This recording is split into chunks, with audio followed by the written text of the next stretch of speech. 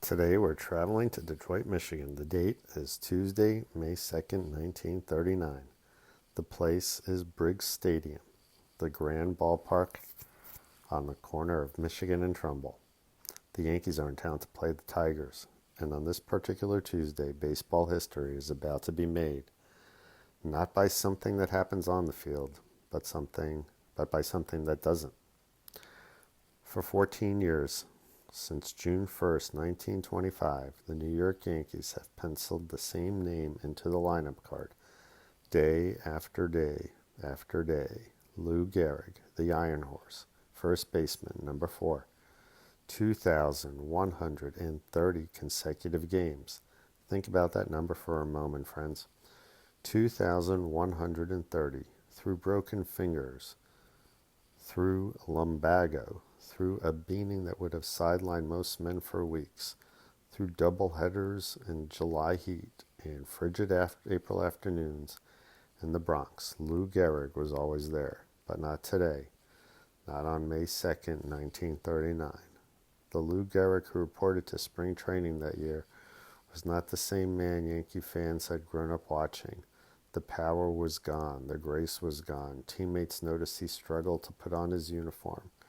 Routine ground balls became adventures, and one of the most often told stories from that spring, Gehrig stumbled getting up from a chair in the clubhouse, and his teammates, these hardened ball players, actually applauded him for making the simplest of routine plays in the field, the way you'd encourage a child.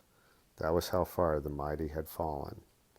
Through the first 8 games of the 1939 season, Gehrig was hitting .143, 4 singles and 28 at-bats.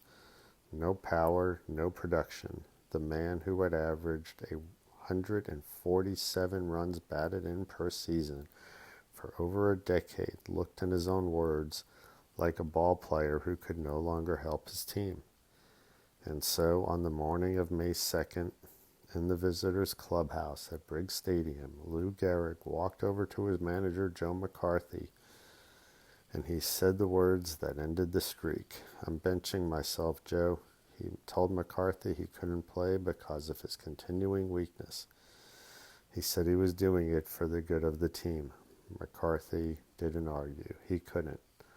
That afternoon, Yankees captain Lou Gehrig brought the lineup card out to home plate. Babe Dahlgren, a journeyman first baseman, was penciled in at first base, batting 6th.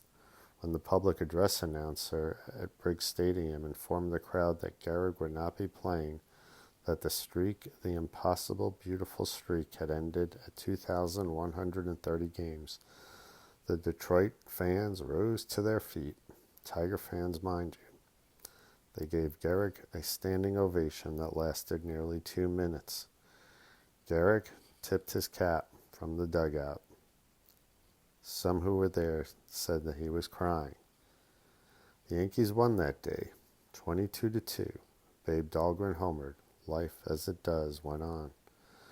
But for Lou Gehrig, the questions only deepened. 6 weeks later, on June 19th, his 36th birthday, doctors at the Mayo Clinic in Rochester, Minnesota, delivered the diagnosis: ALS, a rare, progressive, fatal disease of the nervous system that attacks the motor neurons. There was no treatment. There was no cure. And there still isn't, friends. 87 years later, ALS remains one of medicine's cruelest mysteries. We call it Lou Gehrig's disease in this country, and we call it that for a reason. Gehrig would never play another Major League Baseball game. On July 4th, 1939, between games of a doubleheader at Yankee Stadium, on Lou Gehrig Appreciation Day, he stepped up to a microphone in front of more than 60,000 fans and delivered what may be the most famous speech in the history of American sports. He told the crowd that he considered himself the luckiest man on the face of the earth.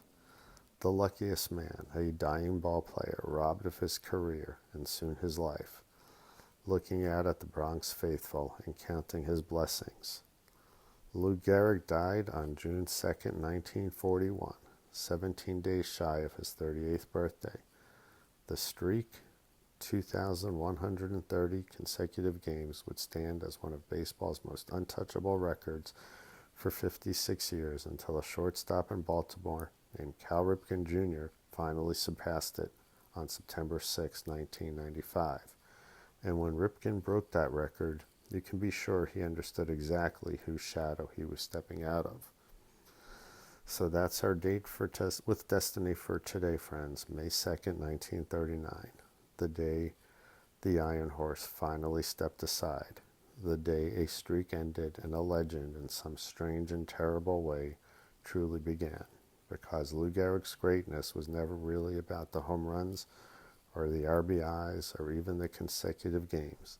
It was about the dignity, the quiet, daily, relentless dignity of a man who showed up for 14 years, and then when his body wouldn't let him show up anymore, faced the unfaceable with grace. The luckiest man on the face of the earth. I'm Mr. Baseball. Thanks for spending some time here with me at Dates with Destiny. Until next time, keep your eye on the ball, your heart in the game, and your respect for the ones who came before. So long, everybody. See you tomorrow.